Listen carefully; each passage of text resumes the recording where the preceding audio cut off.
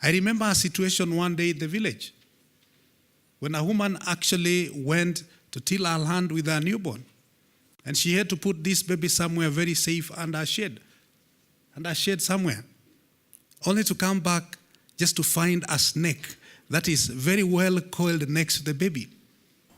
Maelfu ya watoto huaga dunia kabla ya kusherekea miaka 5 tangu wazaliwe. Sadly, in Kenya, more than 5,500 mothers and over 100,000 children die annually due to preventable causes. Cha kuhuzunisha ni kwamba kina mama wengi humu nchini wanaendelea na mbinu za kitamaduni za kuwalea watoto bila kujali athari zake. In Kenya, for example, maternal mortality as an MDG goal performed poorly and in some cases witnessed a reversal in progress. Utafiti unaonyesha kuwa watoto 800,000 huaga dunia kila mwaka. Kisa na maana hawakunyonyeshwa kwa muda unaofaa kama wanavyopendekeza wataalamu wa afya. Exclusive breastfeeding is the feeding of the baby on breast milk only for the first 6 months until the baby is able to eat other foods, that is after 6 months. So exclusive means giving breast milk only and without giving any other feeds, not even water is allowed. Hata mkiangalia imeanza tu kuturn to white. Katika mtaa wa Mathare, shirika lijulikanalo kama Diamond Mothers liko mbioni kuwahamasisha akina mama kuhusu kunyonyesha na manufaa yake. The numbers have gone up because we started with 12 women. Now I have a number of 45 currently in the program. The benefits, especially for me, is to see healthy babies. We have managed to exclusively breastfeed now 19 babies currently, and the babies have grown healthy. Most of them not attending hospital for curative purposes. Agnes Kamau ni mama wa watoto wawili na mwanzilishi wa shirika hili. Yeye yupo katika mstari wa mbele katika kampeni ya kunyonyesha kwa miezi 6 bila kumpa mtoto vyakula vinginevyo. The mothers, I will talk to them about breastfeeding because that is what I like most, and it's a God-given gift. All of us mothers can be able to breastfeed. It's not difficult. It's possible. We have done it. My mothers are doing it. And the benefits you enjoy after that, my goodness, they are awesome. Wanachama wa Diamond Mothers hukutana mara moja kwa wiki ili kujadili masuala yanayohusu unyonyeshaji. Ile faida nimepata ya maana sana ni kunyonyesha mtoto wangu mpaka mwezi 6. Hiyo ndio faida nimepata kulingana na changamoto ile nilipitia nikiwa na watoto wengine wenye siku wanyonyesha. Kina mama hawa wanajiendeleza kwa njia mbalimbali. We also try economic empowering them. Like you saw, we do ponchos, we do beadwork. Today we are making bar soaps. So we also encouraging the women and empowering them economically. Ingawa ni jambo wengi hulitenda, swali ni je, akina mama wanaelewa jinsi ya kunyonyesha? You may think that breastfeeding is automatic, but with time we've seen that it is not quite automatic, because most of the mothers will be like they do not have enough milk or the baby is not getting satisfied. But most of the time you'll find that it is because they have not positioned their babies well on the breast, and they have not given their babies enough time to be able to suckle on that breast. Kufuatia mabadiliko katika nyanja ya teknolojia na usambazaji wa habari, ni rahisi kupata habari kuhusu kunyonyesha na afya ya mtoto. At first, I was very nervous, was very eager. I didn't know how to go about it, but with time, things brought themselves. I learned. I actually Googled.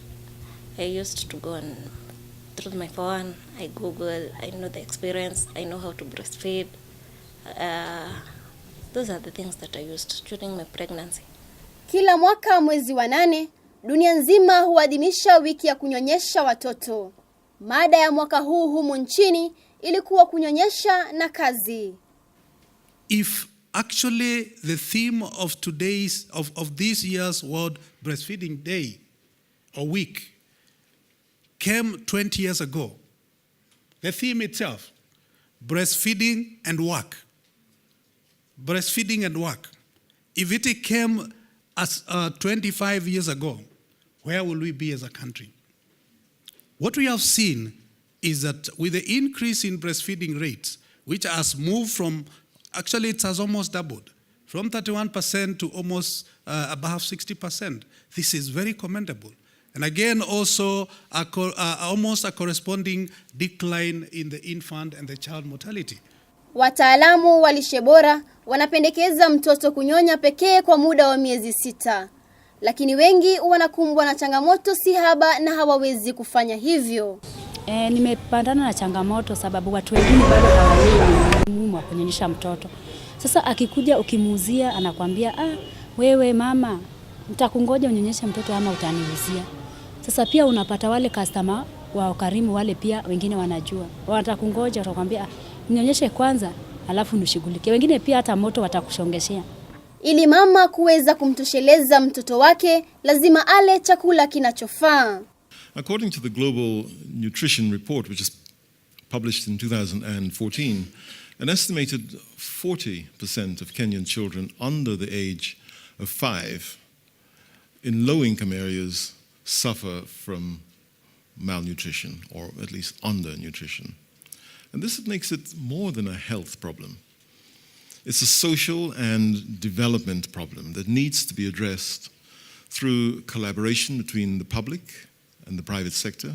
Kuna wale huogopa kunyonyesha kwani wanafikira potovu. Kuna hofu kuwa kunyonyesha huathiri urembo wa mwanamke kwani hubadilisha umbo na ukubwa wa matiti. Yeah, it's unfortunate that some girls would think like that. I personally encourage them to breastfeed because either way, with age, the breast will still go south. So you'd rather breastfeed and see the result of a healthy baby. It pays. Biological, the way our bodies are created, we have to age. So sagging of breasts is an aging process for women. So let no woman or let no any girl think that when they don't breastfeed, their breasts shall remain alert. Yeah, I can call it alert. Yeah, they'll definitely sag. Yeah, so it's not correct that when you breastfeed, your baby, the breasts sag. No, with or without breastfeeding, your breasts shall sag at one point or another.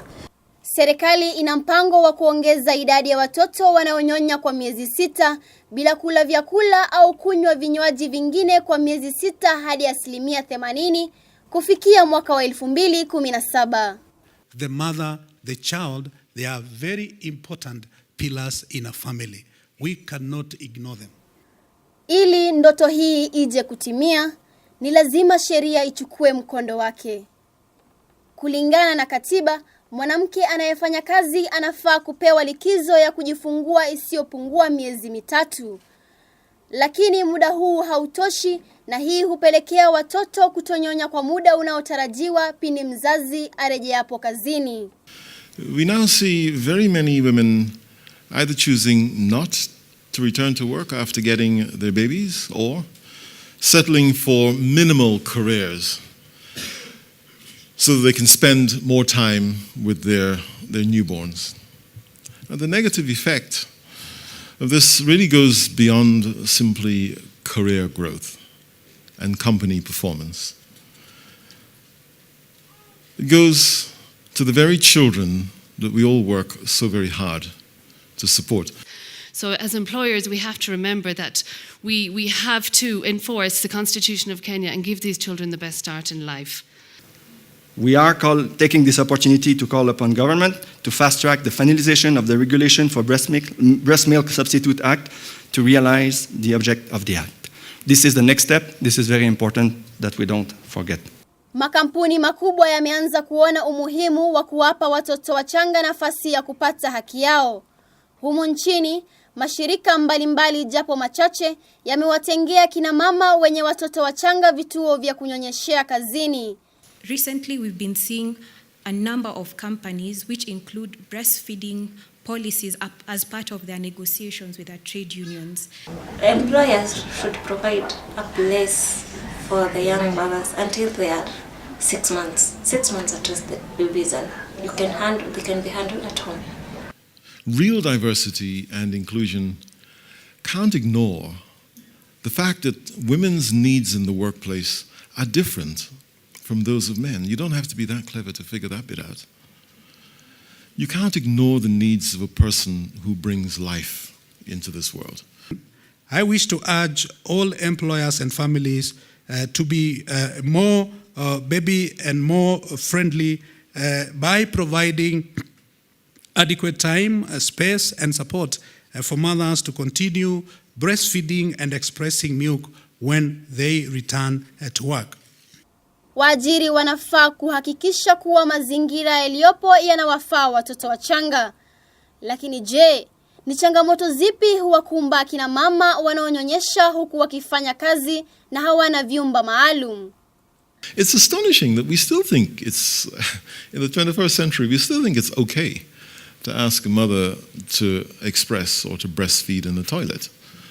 How can that ever be civilized in today's world?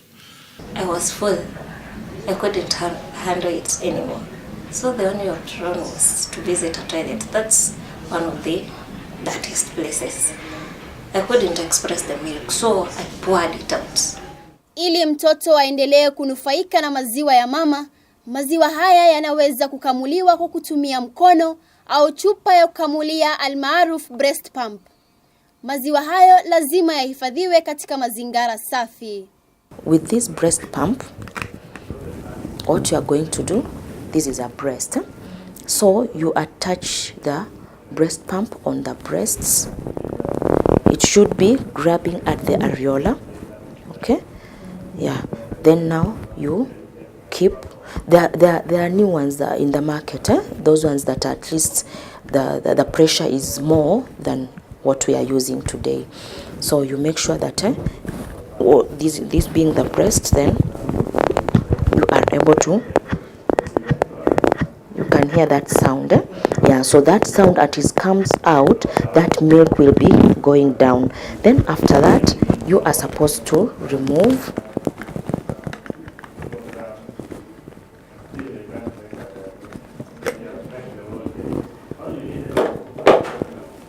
and in a clean container you pour the milk and you label, and you see like this one has calibration, so you'll be able to know whether it is 50 ml or 100 milliliters. Then you put it in there using a masking tape. You can improvise a label using a masking tape. Then you just write the amount and the date that you have expressed that milk. Then it is stored in the freezer. Inafaa kuzingatiwa kuwa kunyonyesha mtoto kuna manufaa chungu nzima. What's clear also is that it's a win-win for everybody. The mother's happier, the baby's happier, and in fact, everybody has a better outcome. Maziwa ya mama humfanya mtoto awe na kinga mwilini na mwenye afya nzuri. There are so many benefits of breastfeeding. First, with the baby, the first benefit, especially from the colostrum. Colostrum is the first milk that comes out of the mother's breasts immediately after birth. Yeah, that colostrum has immune factors that are very important to the baby. They enable the baby create their own immunity, and it is very important for the baby. The breast milk also has all the nutrients that the baby needs below the age of 6 months, so it's quite nutritious. It also creates bonding between the mother and the baby. Watoto ambao hawanyonyeshwi vilivyo huwa katika hatari ya kuathiriwa na magonjwa kama vile ugonjwa wa sukari, magonjwa ya moyo, saratani na magonjwa mengineyo. Breast milk, I think, as the nutritionists say, breast milk is the best for a child. It prevents her from so many diseases, and it's the start of even a future for the kid. With the breast milk, she will not have so many diseases that many children have. Compared to a kid who has been breastfed for the 6 months exclusively, it's very hard. It's very hard for the baby to survive in future compared to the baby who just suckled for the 3 months. Titi la mama ni tamu, na unyonyeshaji unaweza kupunguza vifo vya watoto kwa zaidi ya 13%. Those among ourselves who doubt that what we propose can be done are reminded of the immortal wisdom from the great Nelson Mandela. It always seems impossible until it's done. Zamzam Abdi, KTS, Nairobi.